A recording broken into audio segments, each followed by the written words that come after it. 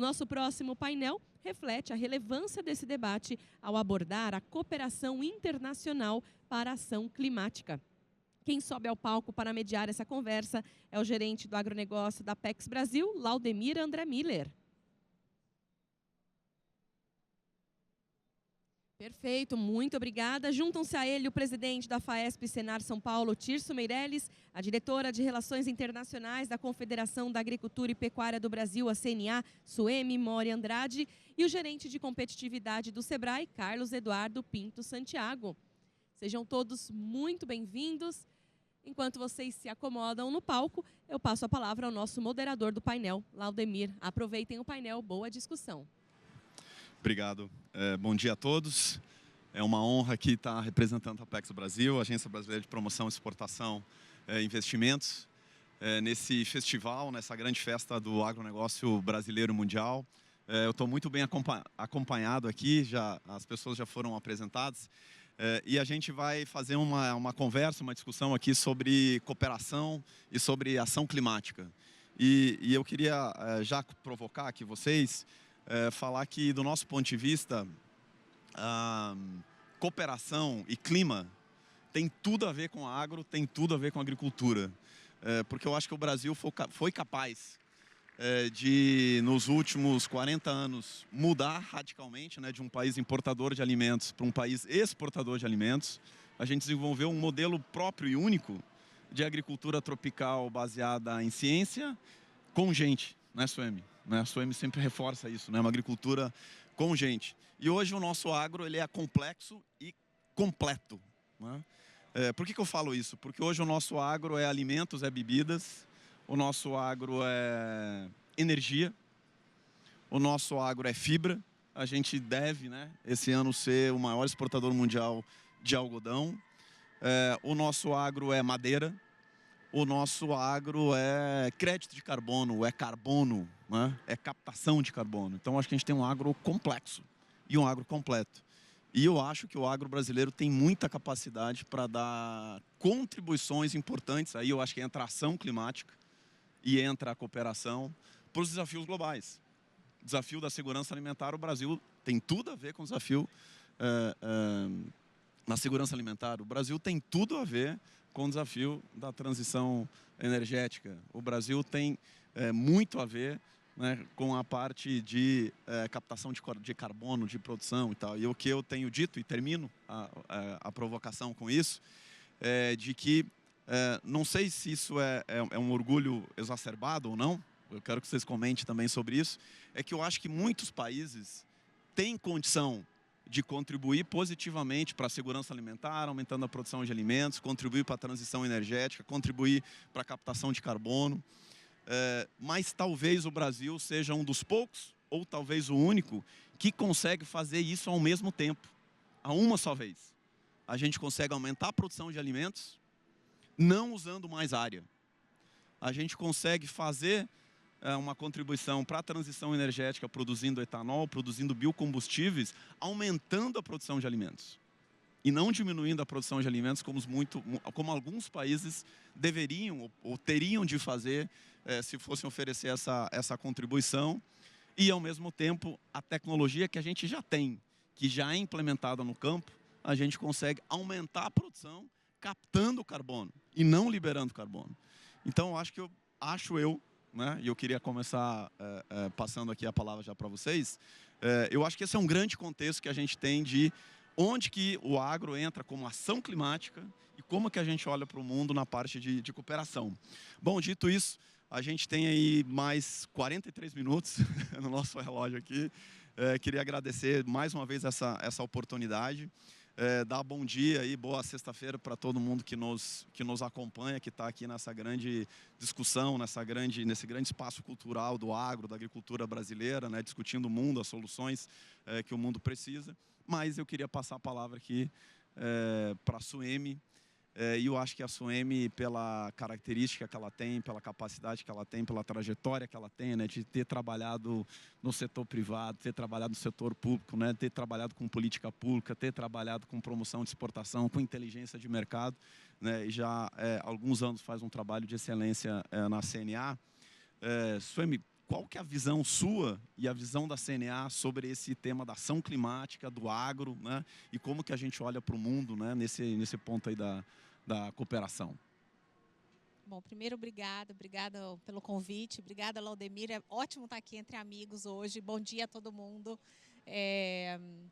Sabe que eu estava pensando o que eu ia dizer aqui hoje. Eu voltei de uma jornada de 25 dias fora do Brasil, eu fui para Xangai, Pequim, Genebra, Bruxelas, são realidades muito diferentes de Ásia e Europa.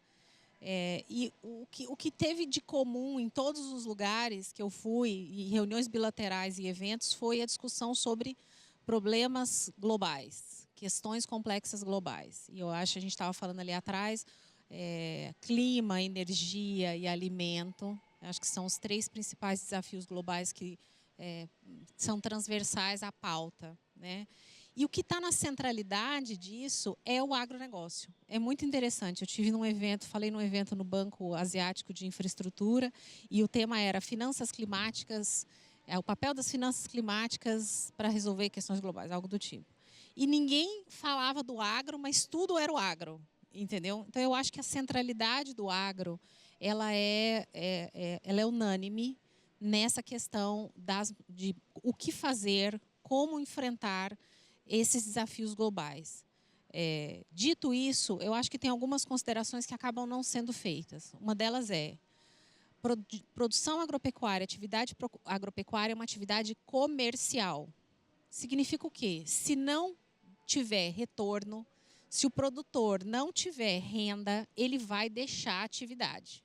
Ele vai fazer outra coisa. Assistimos na Europa, no começo do ano, desde o ano passado, protestos dos agricultores europeus criticando o excesso de medidas climáticas e pressões de outra natureza que estão prejudicando a sua condição de viver, de renda, de não ter uma renda digna e adequada à sua atividade. Eu não sei, às vezes eu acho que é porque a atividade agropecuária tem esse caráter uma cara de social, porque é produção de alimentos, e aí todo mundo acha que, de repente, precisa fazer... e se esquecem que tem uma pessoa por trás que precisa viver disso.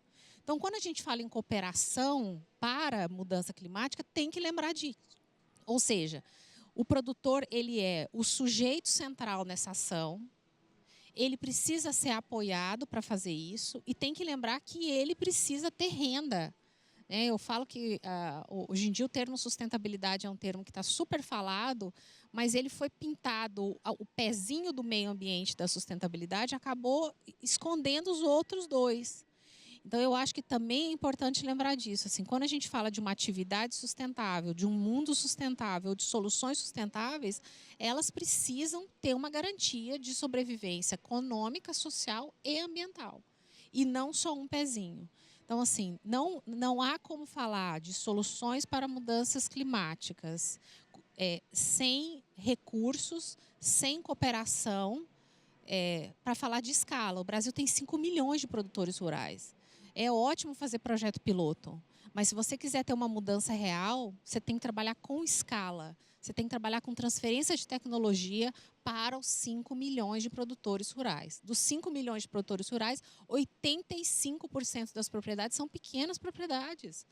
Então, você precisa apoiar. Sem cooperação, não há solução. Para começar isso, Laudemir. Boa, gostei dessa, né? Sem cooperação não há solução, né? E eu arriscaria dizer que sem o Brasil e sem o agro brasileiro também não tem solução global, porque a gente é muito importante. Sou igual você, isso né? É maldade falar comigo disso, que eu vou lá para fora me achando. Eu queria passar agora aqui para o Carlos. Carlos, traz um pouco a visão que vocês têm, né, a partir do Sebrae, né? Você que coordena essa área tão importante lá, né, que está à frente disso, que eu acho que tem uma visão privilegiada também, tem uma experiência muito forte, muito larga. E aí, claro, né, eu acho que tem um gancho muito interessante, isso que a Suemi estava comentando aqui, sobre pessoas ou empreendedores, né, como provavelmente você vai comentar aqui. Então, fala um pouco para a gente aí sobre isso, qual que é a visão de vocês. E bem-vindo aí, Carlos. Obrigado, Laudemir. Bom dia a todos. Uma satisfação enorme para o Sebrae também estar nesse evento super relevante, uma pauta super em voga, né, que a gente precisa de fato debater. e com parceiros que a gente já de longa data tem trabalhado. Bom dia a todos também. O Sebrae, eu vou pegar o gancho até dessa fala final da Suemi, assim, porque o nosso desafio de escala, né? A gente tem 5 milhões de produtores, vamos colocar aí 85% pequenos negócios rurais. Em 2022, nós atendemos em torno de 165 mil produtores, com ações de naturezas diferentes, né? Intervenções mais estruturadas, enfim, mas mostra esse desafio da gente ter uma escalabilidade, e por isso que a gente precisa unir esforços, né? Hoje a gente tem com a CNA, um sistema Senar também, que a gente está chamando Juntos pelo Agro, para aproveitar de fato esse trabalho conjunto, né? Quando a gente fala aí né, dessa questão das mudanças climáticas, eu acho que é importante mencionar que sempre, né, o agro ele vai estar nessa, não vou dizer dicotomia, mas assim, ao mesmo tempo que às vezes injustamente ele é colocado como causador, né, os estudos, enfim, as análises sempre colocam também um risco para a continuidade da pujança do agro com as mudanças climáticas. E aí eu retorno também um pouco do que você falou, de como o modelo brasileiro de ciência, de extensionismo, de capacitação de pessoas, traz um cenário forte para o agro. Só um pequeno exemplo, né? O Rio Grande do Sul, mesmo com toda a dificuldade que está enfrentando por conta né, das mudanças climáticas, eu fui até dar uma pesquisada, o impacto, né, dessa questão climática no PIB do Rio Grande do Sul. Há uma previsão aí, de fato, de redução, né, uma queda de 4,2% no PIB, tudo, mas a produção de grãos no Rio Grande do Sul, com perspectiva em 2024 de aumentar 24% em relação ao ano anterior. Então, mostra como o agro tem essa força, né, com toda a questão ali da capacidade que foi construída, né, institucional, científica, né, enfim. E, de fato, as questões que foram trazidas aqui, né, de segurança alimentar e até de segurança social, né? Existe hoje menções, por exemplo, nos documentos como a Política Nacional de Defesa, né, uma questão enfim, estratégica de país, né, de seguridade do país, que mostra assim, a preocupação, né, dos formuladores dessa política em relação aos efeitos adversos das mudanças climáticas, até em questões de ordem social, de segurança alimentar.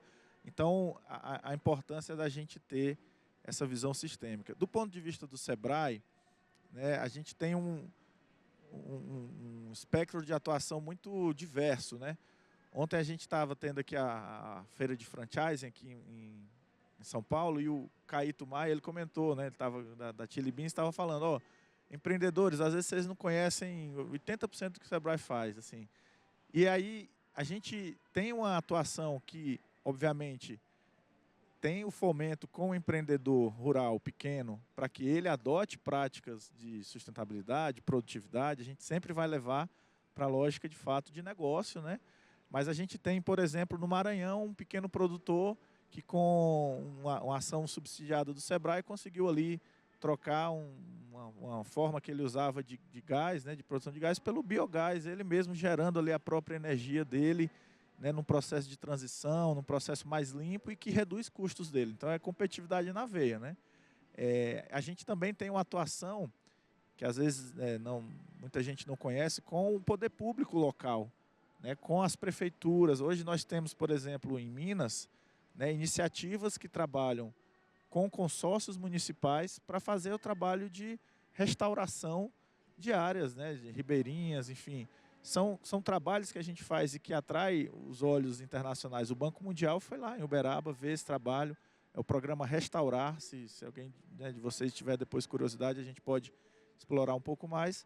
Mas a gente está atento nessas diversas frentes para encontrar esse equilíbrio fundamental entre expandir a capacidade produtiva de gestão. A gestão hoje de uma pequena propriedade rural tem que incorporar, de fato, a questão da sustentabilidade, não tem como dissociar, né?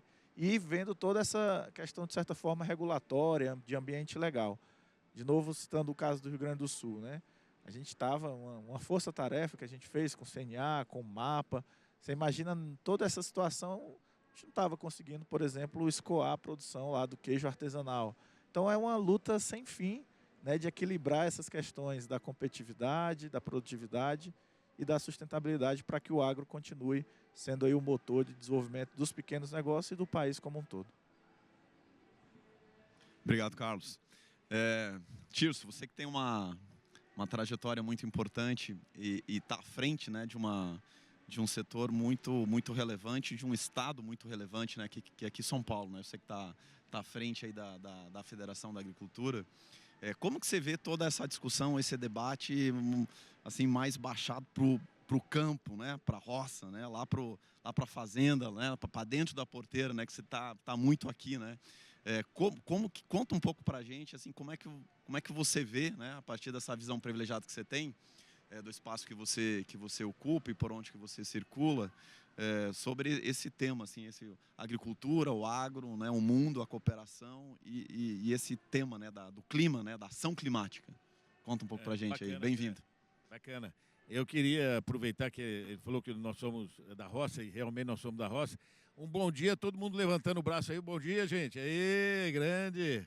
Um bom dia a todos vocês. É uma grande honra estar aqui com esses 3 campeões aqui. E dizer a vocês, quero fazer uma retrospectiva muito rápida. Nós tivemos aí um período na década de 70 muito difícil. Nós estamos falando de 50 anos. 50 anos não é nada.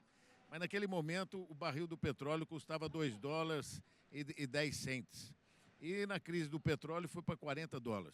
E naquela ocasião quebraram praticamente 70%, 80% dos países do mundo pela crise do petróleo mundial e inclusive o Brasil. Mas naquela ocasião nós tivemos 2 grandes vantagens. Nós só exportávamos o café e o açúcar. Nós criamos a Embrapa e criamos o Proálcool. E aí, para vocês terem uma ideia, a Embrapa, como nós exportávamos só 2 produtos, hoje nós somos o maior produtor mundial e exportador mundial de todos os produtos. Somando os grãos, mas também somando a agricultura permanente, como café, como laranja, açúcar, todo esse processo como todo, nós somos o maior hoje. E, paralelamente a isso, nós tivemos o Proálcool, que naquela ocasião a gasolina tinha chumbo, gente. Nós, com a mistura do etanol, nós conseguimos tirar o chumbo da atmosfera. Olha o sucesso que o país fez para o mundo, a contribuição que o Brasil fez.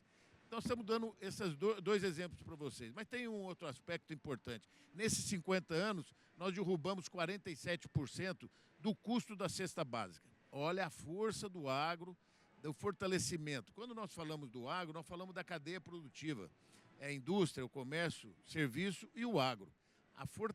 O fortalecimento desse elo que traz realmente a economia vibrante que é o país. Hoje, com todo esse problema que nós estamos vendo aí, temos uma reforma tributária na frente, uma reforma tributária que está muito confusa, já subiram 12,5% de combustível, podemos ter um IVA, um dos maiores do mundo. Então, temos hoje um déficit fiscal tremendo, mas o agro e a cadeia produtiva têm fortalecido o processo como um todo. E aí, vem falar também, por exemplo, da pecuária de corte nossa. Nosso boi é verde, praticamente 94% da comida do nosso boi é verde, é pasto. E nós temos a retenção do CO2 na pastagem.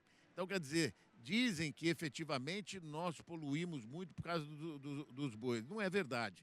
Isso porque nós temos a pastagem e também tivemos uma evolução tecnológica muito grande. Antes nós demorávamos 4 anos para finalizar um animal de 18 toneladas. Hoje, em 2 anos, nós estávamos fazendo isso. Então, quer dizer, diminuiu mais ainda o prazo. Mas o que eu quero dizer aqui a vocês é exatamente o seguinte aspecto. Nós fazemos tudo isso no nosso país. Nós temos hoje uma matriz energética de 47% renovável. O mundo é 13%. Nós utilizamos 15% da nossa área em agricultura. Os países que têm o mesmo tamanho que o nosso utilizam 30%, 35%. E nós utilizamos ainda muito pouca água para que nós possamos fazer irrigação e termos 3 safras na mesma área. O mundo não existe isso, só o Brasil, porque é um país tropical.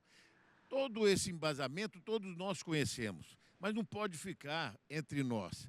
Então é isso que eu falo. Nós tivemos aí nesses últimos 4 anos, levando comitivas de produtores rurais a mais de 30 países. Mas em todo local que nós íamos na nossa embaixada, no nosso consulado, expor e demonstrar preocupação que eles, como embaixada, tem de estar expondo os aspectos climáticos do Brasil, a produção sustentável que o país tem. E isso nós precisamos da Apex. A Apex, aí vem uma sugestão ao meu amigo, eu acho que toda a exposição que vocês fazem, a Apex faz um trabalho maravilhoso, faz parceria com todos os setores. Eu acredito, como sugestão, que a Apex, em todo lugar que tiver, tem de ter um filme mostrando a sustentabilidade do nosso país. Porque nós temos de quebrar as barreiras que estão tendo internacional, nós temos de participar de eventos como esse internacionalmente para realmente mostrar a sustentabilidade do nosso país. Nós fazemos tudo isso e eles não acreditam no que nós estamos fazendo. Nós temos 66% de floresta intacta, 66%.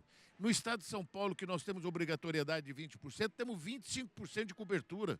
E temos ainda 600 mil hectares para que a gente possa reconduzir, e é por isso que a Federação da Agricultura, em parceria com o SEBRAE, com a Secretaria da Agricultura, com a Secretaria do Turismo, junto com o governo Tarcísio de Freitas, nós estamos visitando as propriedades rurais para implantar o CAR.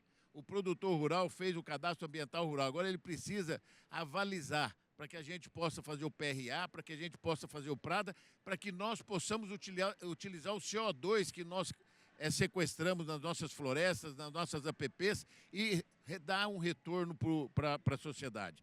Então, esses são os pontos importantes. E aqui vem a importância de nós levarmos isso, discutirmos isso nas nossas embaixadas internacionais. Eles precisam estar. Por exemplo, nós tivemos a Expo. A Expo, a Apex fez um trabalho maravilhoso. Lá foi um dos estandes mais lindos de sustentabilidade que teve na Expo em Dubai. Mas ali faltou, sem dúvida nenhuma, o governo federal ter trabalhado todas as embaixadas, todos os países que estavam na Expo, mostrar efetivamente como o país tem produzido. Nós tivemos agora em Paris, fazendo na OCDE uma apresentação e devemos trazer um fórum internacional para cá, para que nós possamos expor aos 34 países industrializados como que nós estamos produzindo.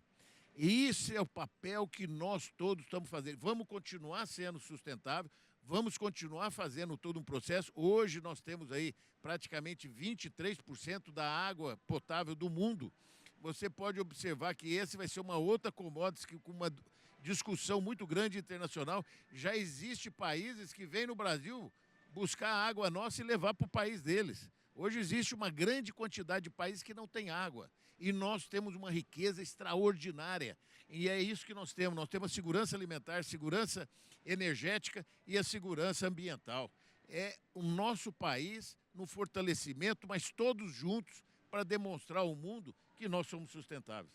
Essa é a nossa proposta da federação. Agradecer aqui ao Plínio Nastari, que nos convidou para estar aqui com essas feras todas aqui. Quero agradecer cada um de vocês, CNA, Apex, SEBRAE, que são realmente parceiros fortes, que têm feito um trabalho muito grande. Encaminho um abraço a todos, ao Dr. João, nosso presidente da CNA. Um grande prazer estar aqui com vocês. Meu muito obrigado. Obrigado, Tirso. Você falou um tom de despedida, mas não acabou ainda não, né? Vai voltar aqui. Eu queria voltar a palavra aqui para vocês, um pouco já olhando para aquilo que vocês comentaram e dizer assim, viu, Tirso, eu sou um otimista. Eu sou um otimista. Eu acho que o desafio é grande, mas quando a gente olha o que nós fizemos, né? O Brasil hoje, né, Suêmio, o Brasil ele está nas mesas mais importantes quando se fala em agro, quando se fala em segurança alimentar e quando se fala em clima.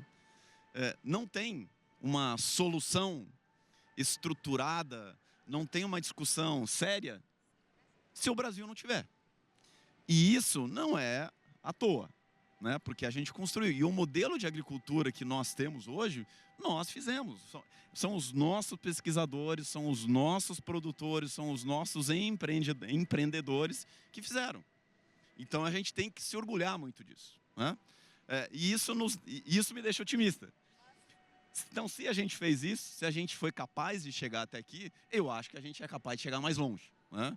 Então, acho que ao mesmo tempo, a gente fala, olha, nós fizemos tudo isso e preservamos, e a gente tem 66% de cobertura vegetal nativa no Brasil, coisa que outros países não temos.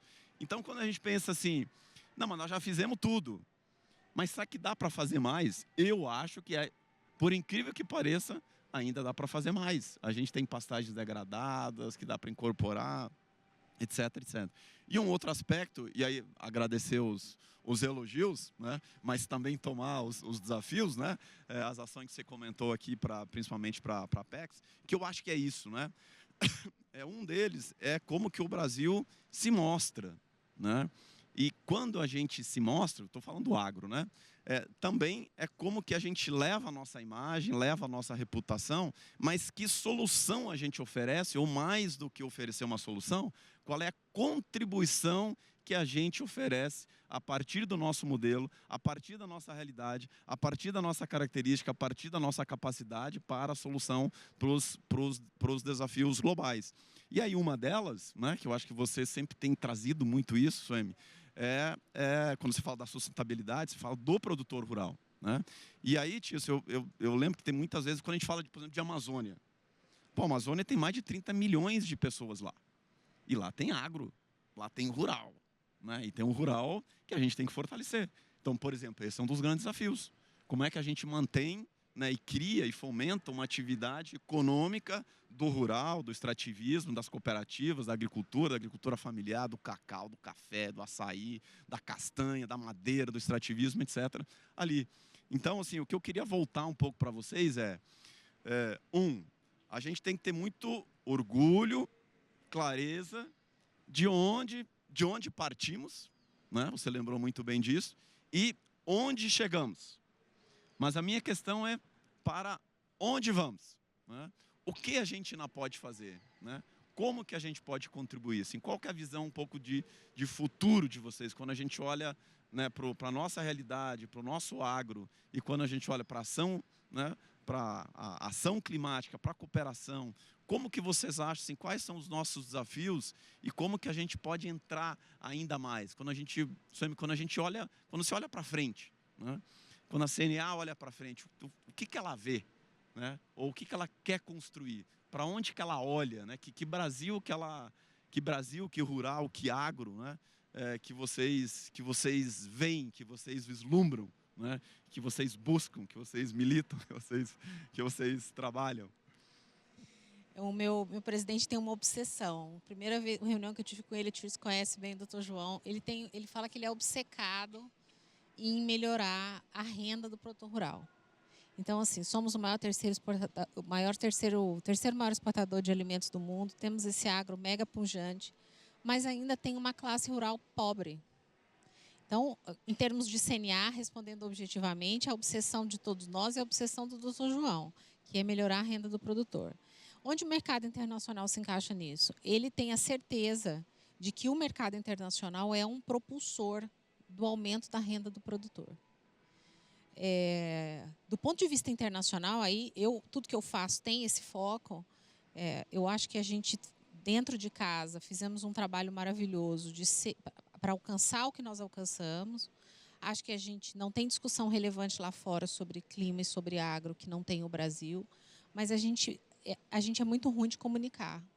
Nós, infelizmente, por exemplo, ontem eu tive com um comissário de Agricultura da União Europeia, tive uma reunião bilateral com ele, é a primeira vez que ele veio ao Brasil, e ele disse, e eu perguntei para ele, eu falei assim, comissário, primeira vez que veio ao Brasil, como foi a impressão? Ele falou, olha, Suemi, realmente eu não imaginava que o Brasil era assim, ele visitou pequena propriedade, ele falou que na Europa, sabemos, né? A ideia é que o Brasil só tem grandes propriedades e que destrói o meio ambiente. Então, eu acho que nós temos ainda nós perdemos a guerra da narrativa em determinados mercados, porque a gente chegou atrasado. Então, isso está posto. Mas, por exemplo, quando me perguntam assim, a imagem do agro é ruim, eu falo, depende do lugar do mundo que você está falando e depende qual agro você está falando. Se você vai para a Ásia, a imagem é ótima. Inclusive, eles querem que o Brasil esteja mais presente. Por quê? Porque eles têm um problema de segurança alimentar.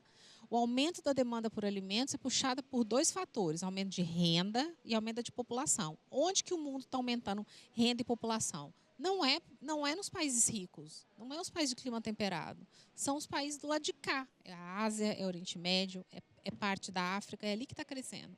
Então, eu acho que o que o fato da nossa agricultura ser muito única, tem uma discussão, tem um problema, uma dificuldade na mesa de discussão internacional, que é: o que é uma agricultura tropical? Como que um país faz 3 safras? O que o Brasil... Uma vez eu estava em Singapura e tive uma reunião com um comprador, muito séria reunião, no papo do cafezinho, ele me perguntou no final assim: ô Suemi, o Brasil é o primeiro fornecedor de frango para Singapura, né? É o principal.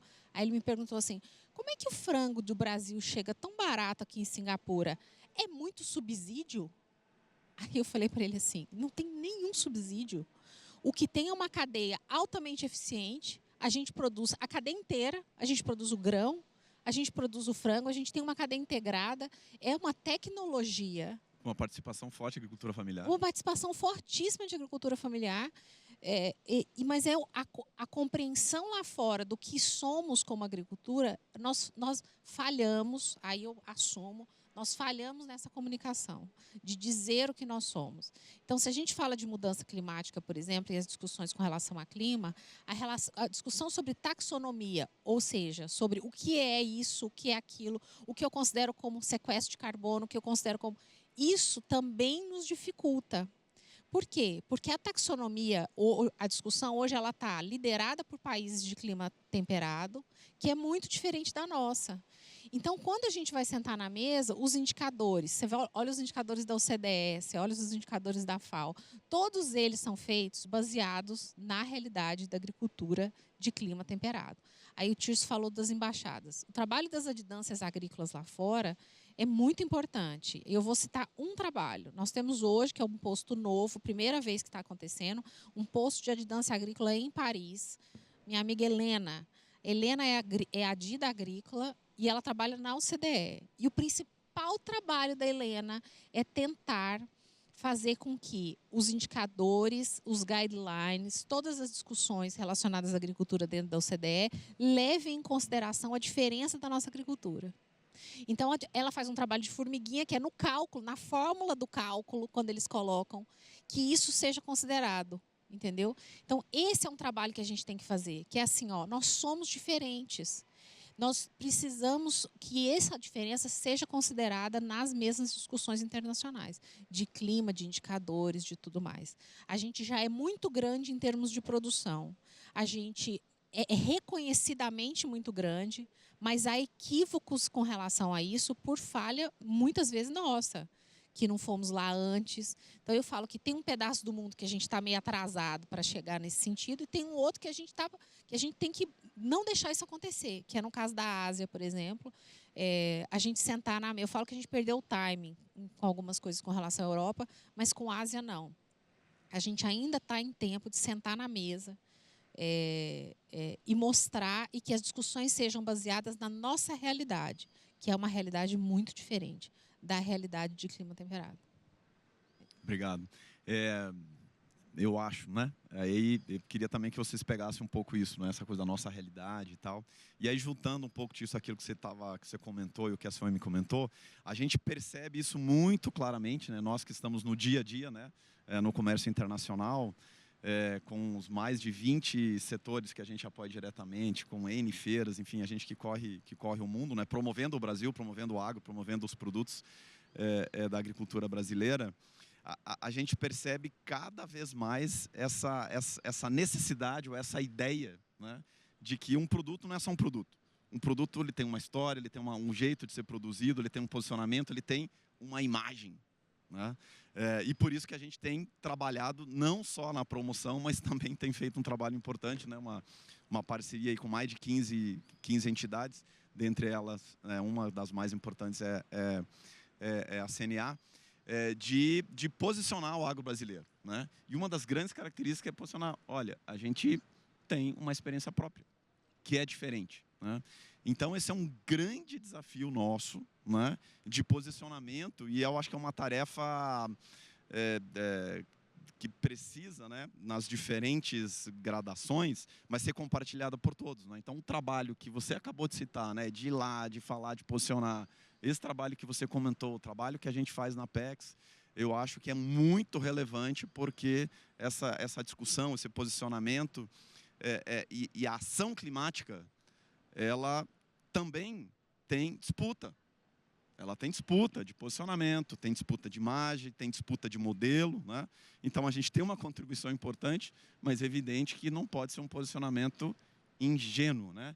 Tem que ser um posicionamento altivo e ativo, né? E aí eu acho que isso você posicionou muito bem, que eu acho que é um dos grandes desafios que a gente tem, e que eu acho que a gente está nessa, né, Tirso? Que eu acho que está todo mundo envolvido. E antes de passar para o Tirso, aí eu sei que você já fez uma fala quase de despedida, mas eu vou voltar para você ainda. A gente tem mais 12 minutos aqui. Carlos, você quer comentar um pouquinho assim, de como é que vocês veem, né, assim, tudo isso que a gente comentou, que o Tirso comentou, o que a Suemi falou agora, né, dos nossos desafios, como é que a gente vê para frente, as nossas insuficiências ainda, né? Como que vocês veem isso em relação, né, à agricultura, agro, clima e olhando para frente? Legal. Acho que o primeiro desafio eu comentei até no início da minha fala, expandir a escala, né? Nós só vamos fazer isso trabalhando juntos. Aqui a gente tem, né, articulações com a Apex para promover o pequeno produtor que quer exportar, com a CNA nem se fala, né? Enfim, nós só vamos expandir se fizer isso e se tivermos também novos modelos de atuações. A gente está com um painel ali repleto de jovens lá, são as startups, são os modelos que vão possibilitar algum atendimento numa escala maior. Enfim, acho que é uma questão. Com relação ao posicionamento e visão de futuro, né? O nosso diretor técnico, Bruno Quick, né, que até agradece o convite, estou representando, ele está nessa semaninha de férias, não pôde estar aqui, mas ele tem se preocupado muito, né, praticamente há uns 5 anos, com a questão do posicionamento, e principalmente com relação ao bioma amazônico, né. Semana passada, por exemplo, ele estava na reunião do G20 Bioeconomia em Manaus, posicionando de fato que, numa estratégia que a gente tem imaginado para o SEBRAE, de atuação que a gente já começou de uma maneira mais forte, numa primeira camada, digamos assim, unindo ali pesquisadores, startups, enfim, para trabalhar a visão da bioeconomia como um negócio. Não adianta falar de floresta de pé se você tem ações que não são rentáveis economicamente, pobreza, né? Isso dialoga muito com o que a Suemi levantou, né? A questão da renda, né? A gente sempre que faz o planejamento estratégico com os nossos pares, né, da Amazônia, eles sempre falam, não adianta falar se não tiver renda para o amazônida, que ele vai precisar, né, comer, se alimentar, né, enfim, educar os filhos. Então, esse é um posicionamento muito forte. Então, a gente tem atuado nessa questão da bioeconomia e, obviamente, também com setores tradicionais. Então, trabalhando na cadeia produtiva do açaí, por exemplo, você citou algumas, né? Então, a gente tem uma perspectiva e uma visão, como você foi certeiro, não ingênua, uma visão pragmática de 78% da população da Amazônia está nos grandes centros urbanos. Então, o que é que a gente vai fazer nesses grandes centros urbanos com outras atividades econômicas para fomentar também um equilíbrio? Não adianta, né, colocar todo o peso no agro, na área rural, né, sendo que a gente tem que ter uma visão sistêmica, né, estratégica de fato.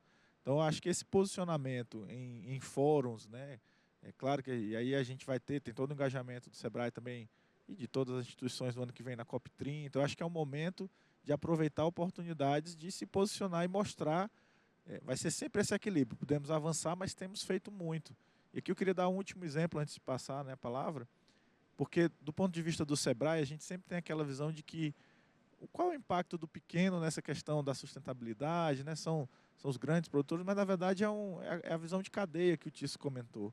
Com a Aurora, por exemplo, né, cooperativa que tem posicionamento aí internacional, de mercado internacional, desde 1998 o SEBRAE trabalha com os pequenos produtores rurais da cadeia, numa perspectiva de qualidade, de produtividade, mas também num programa, né, com a grande empresa de fomentar a sustentabilidade. Eles têm um programa Propriedade Rural Sustentável, que inclusive bonifica para o pequeno produtor rural, né, bonifica do ponto de vista de renda, a adoção de práticas sustentáveis. Então, é mostrar isso para o mundo, mostrar que a gente tem iniciativas relevantes, né, pujantes e que, de fato, podem servir até, de fato, de modelo para outros países com as situações aí, né, de cada um, sei lá, nas florestas no Congo, enfim, como é que eles trabalham, enfim. Mas a gente tem essa visão, de fato, de futuro, de posicionamento e de mostrar que a gente pode, num trabalho esforço em rede, trazendo ciência, trazendo inovação, né, startups, a gente pode fomentar ainda mais aí a força do agro para o pequeno produtor e para o Brasil como um todo. Ótimo. Você comentou aí a Suemi também falou, você pegou bastante, né, o tema de inovação, agricultura familiar e tal. E eu me lembro disso que há 40 anos atrás, quando eu estava lá com meu pai, né, na propriedade de 17 hectares lá no Rio Grande do Sul, eu lembro que meu pai falou, não, porque agora nós não vamos mais passar o arado, né? Nós vamos plantar direto. Digo, rapaz do céu, como é que vai ser isso, né? E aí começamos com o plantio direto. E desde então o plantio direto. E a gente às vezes acha que está tudo normal. Mas ainda é uma baita tecnologia, né? Depois veio a fixação biológica do nitrogênio e tal. E hoje a gente vê essa agricultura circular, regenerativa, de grande escala, de enorme escala, né? A gente começa a ver as principais empresas do mundo começando a trabalhar aqui no Brasil com bioinsumos e tal. Então a gente tem sim, por isso que eu continuo sendo otimista, né? Muita tecnologia que a gente já tem, tecnologia que a gente está gerando rapidamente, e é uma tecnologia para o agro brasileiro, para o meu pai lá, né? Para eu que tinha 17 hectares ou para quem tem 70 mil hectares. Tem tecnologia, né, que a gente vai gerando aqui. Eu acho que tem um movimento interessante e a gente mostrar isso, né? É isso que você falou. Quer dizer, esse é o agro diferente, diverso e tal, que nos traz um desafio. Traz o desafio de sermos entendidos porque somos diferentes, mas também a gente sabe que, muitas vezes, para não dizer a maior parte das vezes, esse desentendimento não é só porque nós somos diferentes. Tem muita gente que quer desentender, porque quer desentender mesmo, né? Propositadamente. Quer não ter esse entendimento. Mas eu queria te passar aí para você fazer um fechamento e tal. A gente tem mais 5 minutinhos aqui para aproveitar essa oportunidade aqui, Tirso. Você falou muito bem, eu acho que você falou da agricultura regenerativa, fantástico. É a floresta junto com a plantação, o plantio direto para a conservação do solo, todo esse aspecto. Eu acredito que nós evoluímos muito, porque de tudo que nós produzimos no nosso país, 63% fica no nosso país. 63% é consumido aqui no nosso país. Nós praticamente vendemos aí 37%, né? Então, esse é um aspecto importante. Nós evoluímos muito, conforme a Sueni falou, nós temos aditos agrícolas hoje, foi na época do ministro Roberto Rodrigues, colocamos aditos nas embaixadas para que nós possamos trabalhar o nosso agro, que foi muito importante. Hoje a CNA abriu um escritório em Dubai para que nós possamos levar os pequenos e comercializar. Tem na China um escritório também, para que nós possamos ajudar nesse processo como todo, como também agora em Paris, que você está fazendo um trabalho lá com a ministra da Agricultura de Paris, para que a gente possa trabalhar no processo como todo. Agora, nós temos de colocar também o dedo na ferida. Nós estamos falando da floresta amazônica, você pega a Venezuela, pega a Bolívia, estão acabando com toda a floresta amazônica, nós estamos conservando a nossa e vamos conservar. Lá existe uma usina de açúcar e álcool, e é muito bem respeitado o trabalho magnífico que essa usina faz dentro do coração do Amazonas. Mas ali nós temos de colocar o dedo na ferida. Como que está a Zona Franca de Manaus? Quanto que nós já demos de benefício na Zona Franca de Manaus e o que isso reverteu para a sociedade de lá? Aonde que dentro do próprio Manaus não tem água potável para a população de lá. Agora, nós temos sim produtores que trabalham lá, pequenas propriedades, lá 80% você tem de conservar. Então, o que nós podemos trabalhar? Economia criativa, criar realmente condições específicas para que nós possamos trabalhar como nós trabalhamos aqui no Vale do Ribeira. No Vale do Ribeira você tem a floresta tropical nossa e lá você tem banana. 40% do consumo da banana do estado de São Paulo vem de lá. Banana, palmito, búfalo, leite de búfala. né? Então, quer dizer, você tem inúmeros fatores com alto desenvolvimento social. Exato. Então, esses são os pontos importantes que eu gostaria de relatar, onde nós estamos fazendo 2 centros de excelência aqui no estado de São Paulo, em parceria com o Senar. O Centro de Excelência da Cana-de-Açúcar em Ribeirão Preto, para trabalhar nitrogênio e biogás, junto com a Frente Parlamentar da Agricultura, que é a Carla Morango, que está nos ajudando nesse processo, e o Centro de Excelência de São Roque, onde nós estamos trabalhando bioinsumos, inteligência artificial e Big Data, para que a gente possa levar esse conhecimento aos pequenos agricultores. Esse é o ponto importante que eu quero ressalvar aqui. O Estado de São Paulo, 78% dos produtores do Estado de São Paulo tem até 64 hectares. Então, se nós não levarmos isso, é por isso que nós fizemos essa parceria, para fazer os arranjos produtivos locais, para que a gente possa criar uma condição específica de aumento da produção e o aumento da qualidade e levar as pequenas agroindústrias e levar o turismo rural trabalhando os pequenos para que a gente possa efetivar a manutenção do homem e da mulher no campo, onde nós estamos trabalhando muito a mulher e o jovem. do jovem, né? Muito bacana. As comissões que hoje a federação tem, a CNA também tem, o SEBRAE também tem, para que a gente possa fortalecer, e nós temos essa parceria com o SEBRAE, tanto da mulher Obrigado, quanto dos jovens, para que nós possamos efetivamente caracterizar a importância do agro de São Paulo e do Brasil. Obrigado, Tirso. Obrigado. A gente tem 2 minutos aqui. Você falou de arranjo produtivo, né? E eu lembrei de um muito importante que a gente tem, que é o arranjo produtivo do álcool, né? Inclusive que a gente tem um projeto, está aqui, inclusive o Flávio representando, e que também mostra a nossa capacidade de tecnologia, não só de produção do agro em si, mas são as nossas agritechs, né? São as nossas tecnologias, né? de cogeração de energia, etc. A gente está super avançado nisso também. E aí sim, uma grande contribuição que o Brasil pode e está dando, né? de ação climática, né? Em relação a isso. Eu vou terminar com você de novo, né? Quer dizer, de novo não, vou terminar com você, que você começou. Carlos, últimos comentários rápidos, 1 minuto, 30 segundos, só para a gente fechar. Acho que a mensagem que a gente falou, o SEBRAE está atento, né, às oportunidades de cooperação, do clima. Nós estamos vendo todas as possibilidades, mas sempre com o foco, né, de ter como centro o produtor rural. Se o produtor rural tiver uma condição de desenvolver todo o seu potencial, seja de econômico, de renda, de criatividade, o SEBRAE vai estar apoiando. Então a gente tem acompanhado todo esse movimento e vai continuar. Né, não tem como dissociar. Hoje, a maior parte dos nossos, principalmente na capilaridade do SEBRAE, né, nos escritórios regionais, nós temos centenas de gestores dedicados. Vamos continuar apoiando o produtor rural nesse desafio aí de explorar todo o seu potencial. Vamos junto, né, Carlos? Suemi. 2 mensagens finais. A primeira é uma coisa que eu falo sempre e eu acredito de coração, que é o Brasil, a vocação do Brasil é a agropecuária. Você viaja pelo interior, por onde você vai, uma cidade que você passou 10 anos atrás, que não tinha produção agropecuária, se você for lá hoje e você vai ver a diferença da economia.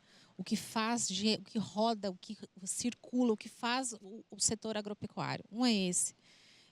Ainda tem muito preconceito com relação à atividade agropecuária.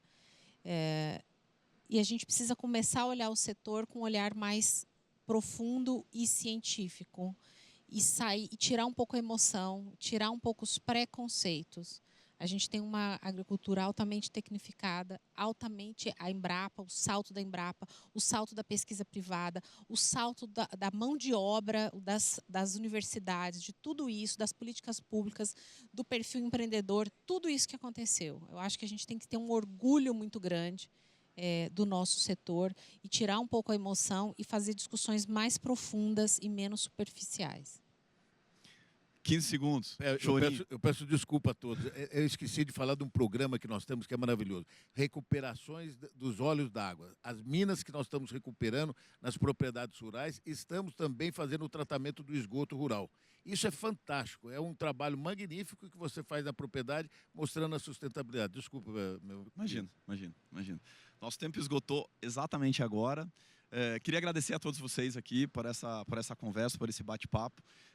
E também, SOM, né, os companheiros aqui, o Tirso e o Carlos, nós, né, na Apex Brasil, nós somos otimistas, né, porque a gente trabalha com o Brasil, a gente trabalha com o que o agro tem na sua plenitude, né, e por isso que a gente é muito otimista, porque é trabalhar o dia inteiro com coisa boa, né. Agora, assim, o que mais nos convence mesmo, o que mais nos dá orgulho, que nós estamos muito convencidos mesmo de que o Brasil tem, sim, muita capacidade para ofertar e contribuir na solução, no encaminhamento dos grandes dilemas globais que a gente tem hoje, que é a segurança alimentar, segurança energética e mudança climática. Agora, isso a gente tem que fazer juntos, né? Com gente, com os nossos produtores, com as nossas produtoras, e a gente tem capacidade. O Brasil que chegou até aqui, no agro, estou falando do agro, que fez tudo o que fez e que tem ainda um horizonte muito positivo e bom para avançar, para fazer, né? A gente tem, sei lá, mais 30 milhões de hectares que dá para a gente incorporar na produção, que estão degradados, e por aí vai, todas as tecnologias e tal. Eu acho que a gente tem um futuro muito otimista aí pela frente. Eu acho que um festival como esse, um espaço de debate como esse, eu acho que ajuda muito a gente a alinhar e fazer uma construção todo mundo juntos. Então, muito obrigado. E bom resto de dia aqui de debates.